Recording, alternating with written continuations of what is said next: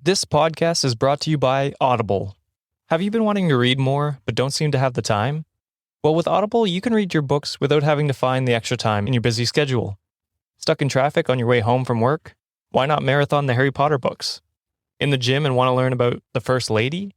Well, you can listen to Becoming Michelle Obama while doing leg day.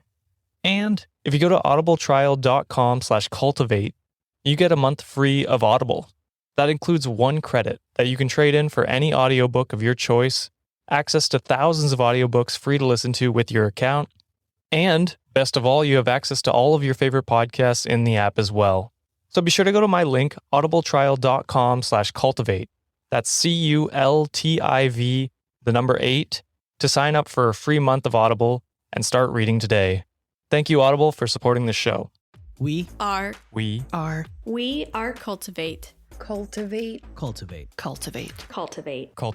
We are Cultivate.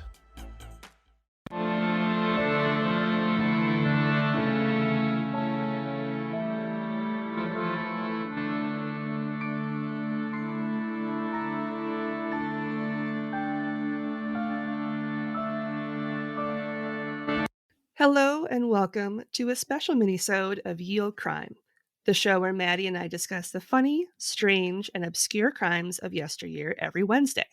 This special bi-weekly segment is called Can You Crack the Cramp-Word, which is slang for a difficult or obscure term, which I thought was very fitting. And joining me today is Dom from the Horror House, True Crime and The Macabre podcast. And before we begin, I'd like to give him the opportunity to tell us a little more about himself and his show before we start the game. Hello, ye old crime listeners. I am Dom, as Lindsay said. I am the host of Horror House, True Crime and The Macabre. A little bit about me. I am a stressed final year university student who is crawling his way over the finish line at the moment. Dissertations and final projects and all that good stuff.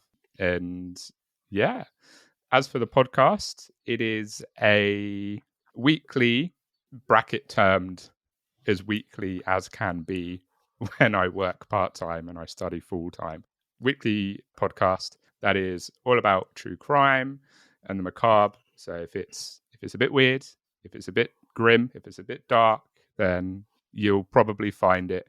I'm branching out into some more different areas, so soon I'll start to do some more paranormal stuff. I did a big cult episode about Heaven's Gate a few weeks ago, which was amazing. That sounds really bad because a lot of people I listened died. to it. It was good. Yeah, it was. Cults are just, yeah. Yeah. Interesting subject. And I'm going to start doing some more unexplained stuff, some more classic cases as well, which I'll be discussing later with Lindsay. Little teaser. And yeah, that is pretty much me and my little podcast. Awesome. Well, I appreciate you coming on.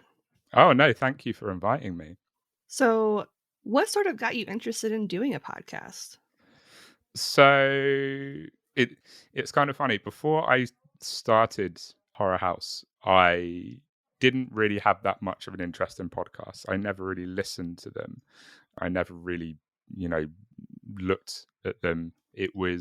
I did a podcast for a second year assignment and I did pretty well. I got a 2-1, which, if you're whoever's unaware of how the uni grading system in the UK goes, a 2-1 is a second class mark and it's just one below the top mark that you can get. So I was quite happy with that. Oh, good. I was like 2 marks off of a first class mark, and that's the best mark that you can get. So I was quite happy with that. And that sort of got me listening to them a little bit more, but I still didn't really have much of an interest to do my own. It didn't really light anything inside. And then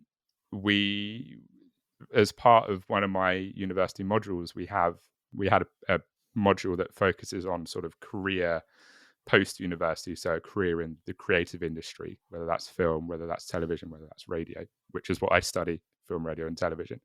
And one of the guest speakers was asked, because of all the lockdowns in the UK and Corona and companies going, we're not going to offer work experience at the moment. So it means that like 2 or 3 years worth of graduating classes aren't going to get much, if any, work experience.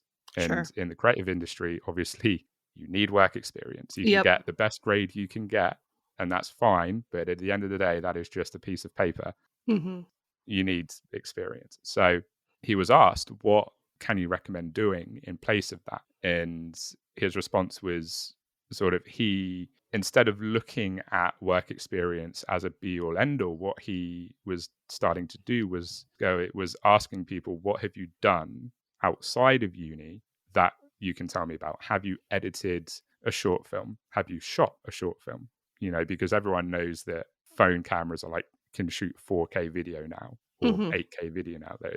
You don't need to spend hundreds and hundreds of pounds or dollars Mm-hmm.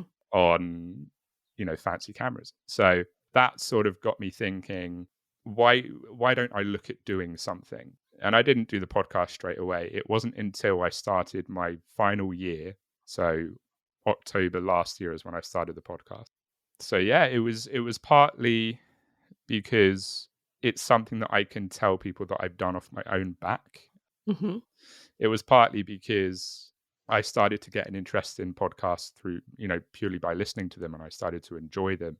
And I started to listen to a lot of true crime podcasts. So I was like, why don't you look at starting your own? And I thought it was going to be a massively complicated process. I thought Mm-hmm. that it was going to be so hard, but all you need obviously is a microphone, a laptop, and some editing software, whether Mm-hmm. that's Audition,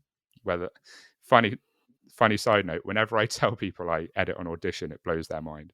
I use Audition too. How do you know how to do it? And I'm like, well, I'll admit, for like the first month, I had no idea what I was doing. I was just hitting buttons and hoping that I was doing the right thing. But yeah, and I was like, why don't you start your own? So I did probably a month of sort of planning, and I got my microphone and I outlined a few episodes and dived in. So yeah, it was partly uni fueled, partly I can put this on my CV if I go for a creative industry job. Mm-hmm. And if I want to work in radio, I can say, look, this is what I do off my own back. So yeah, that's how that came about, really.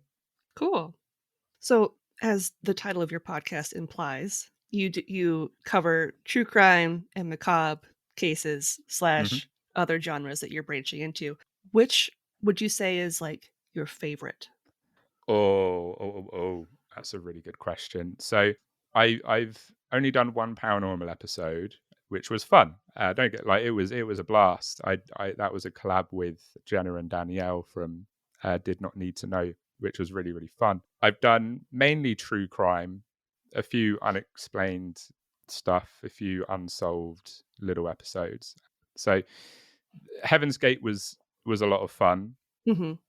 The episode about Action Park was researching that was hilarious, because that was every sort of like 90% of what I read about it was just obscene. It was just like, yeah, they designed a slide that they sent test dummies down, and it like dismembered them, and they came out without heads, and like and some of the pictures I saw of some of the slides that they designed, and I was just like, only in the 80s could you like build this park which has no safety sort of regulations. The water, not only the water rides, but the other attractions in the non-water park area of Action Park, like they were all operated by like people who are like 14, like and Who care a lot about drinking, safety. like underage drinking was not even frowned upon. It was actually quite encouraged, and that was a load of fun. If you haven't seen anything about Action Park, Lindsay, please research it, because it is a hoot of a time. And I would say that true crime is probably what I enjoy doing most. I mean, that sounds really bad, because I've done some really bad cases like William Bonin and Randy Kraft, who are just horrendous people. But I don't know what it is about true crime. I just find it really, really interesting. It's kind of like a car crash Mm-hmm. that you shouldn't really look at, but you can't help. Like, you just can't look away from it. Yep. So probably true crime. I've done a few big hitters. I haven't gone into the Bundys or the Ramirez or the Mm-hmm. Kempers or the Geens or, the BTKs of the world. But, Randy Kraft is quite a well-known one, obviously. Bonin is quite a well-known one. Catherine Knight was something. Mm-hmm. For anyone who knows about Catherine Knight, you know what I'm talking about. If you know, you Mm-hmm. know. So yeah, probably true crime is what I enjoy doing the most. But I've done a few unsolved cases like Johnny Gosh. That was quite Yep. an early one. So that was interesting. And the Icebox murders, that was a really interesting one because obviously that's never been solved. Mm-hmm. So yeah, true crime is what I love, and unexplained stuff as well interests me. Paranormal stuff interests me. So it all does. But if I had to be like, what is a favorite topic, it's got to be true crime because I'm just a bit of a sick puppy, I guess. Well, and I get what you mean about it. Like it's not so much the crime itself where you're like, I love everything about this, because 9 times out of 10 they're just awful. You Yeah. know. Yeah. I think it's more learning about how someone could do something so awful, and like the idea that someone could do something so awful. I think that's more of the interesting part of it, is just hearing and learning about how far some people will go and how depraved some people are. Like, it's Yes. just something that a normal person would never have thought about doing. You know, I think Yeah. that's kind of what the interest is. Oh, 100%. Not so much like, "Oh, I'm learning things, I'm taking notes, like, these are things that I'm gonna Yeah. go out and do myself." You know what I mean? Like Yeah, exactly. Oh, 100%. It's so my interest in true crime isn't I like the people or, I want some tips on like how I can go and, kill 20 people and get away with it. It's, why do they do what they do? I Mhm, would love to get inside the brain of a serial killer and just pick it apart and go, why did you do it? What led you to it? What happened in your childhood that made you turn out who you are? mhm, And the psychology of it is probably what fascinates me most, mhm. and I don't do a true crime podcast because, I want to, write a letter to BTK and be like, can we talk and, Yep. get to know each other. It's, just why do they do what they do? And in a really morbid way, I like to sort of tell people about these people because I suppose, like, I have a really morbid curiosity. I'll admit that, Mhm. Same. and I think a lot of people do. I think people, for whatever reason, are just sort of interested in stuff that is a bit morbid. I don't know why, like, Mhm, but I am too. So yeah, definitely, it's the why did you do it and the what caused you to do it. mhm, That's what interests me. mhm. So last question, what episode has been your favorite so far, or what episode would you recommend our listeners check out first? Ooh, ho, ho. Ooh, do, do, do, do. So the Catherine Knight episode, I would say for people to listen to. I won't spoil anything, but it's bonkers. It's madness. And if you've already got sort of a basic knowledge of Catherine and obviously what she did, you will know how insane it is. The Heaven's Gate cult episode, I would recommend. It's a longer one. It's around about 2 hours. But if you take out what happened at the end of that cult, sort of the things leading up to it are some of the most insane things in the world. Mhm, And I don't want to sort of spoil anything, but there's a part that had me dying during the episode. I was crying with laughter, not at anything of the bad stuff, but just the absolutely obscene, the cult stuff. mhm, That's just madness. mhm. I did an early episode which was about middle-aged torture. That was quite interesting. That's such a tough question. I know. The Action Park episode is one that I would definitely recommend. Dorothea Puente, that episode was quite interesting. Old, unassuming, sweet old grandma Dorothea, who was a pillar of society and was such a noble woman. That was an interesting one. So those ones are, I would say, a good listen. And then, I'm sure you'll find others as well that you enjoy. But those are a few of my ones that stand out. Awesome. Just don't listen to my first episode because it's awful. I feel that. I feel that. I listened to it back, or like a little bit of it back the other day, and I was like, "Oh my god, that's so bad." But we all have to start somewhere, like that is true. It's a learning process. Well, hello, I'm Dom, and I'm the host of Horror House, True Crime and the Macabre. Horror House, True Crime and the Macabre is a delectable delight of true crime and the macabre, sprinkled with just the right amount of that dry British humour. Horror House can be found anywhere that you listen to podcasts and is on Instagram and Twitter at horrorhouse_pod and on Facebook at horrorhousepod. Episodes are released weekly on a Friday or as weekly as studying full-time and working part-time allows. So why don't you make a brew and come join me as I weave tales of horror and discomfort. Until next time, stay spooky.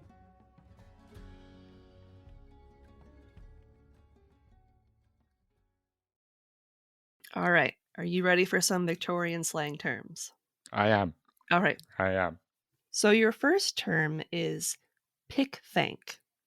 A pick-thank? Oh, my lord. Could you repeat the word, please? Pick-thank. So like P-I-C-K and then thank, like thank you. Okay. Pick-thank. See, I want to, like, this is... I want to say, like, is it I want to say it's something to do with appreciation only because of the word thank at the end. Pick thank. I could not say. I could not say. All right. A pick-thank is someone who spreads malicious rumors in order to curry favor. Oh no, it's like a Victorian frenemy. Oh yes. No. Oh no. Yeah, like Janet is a pick-thank. Don't trust God Janet damn with it, anything. Janet.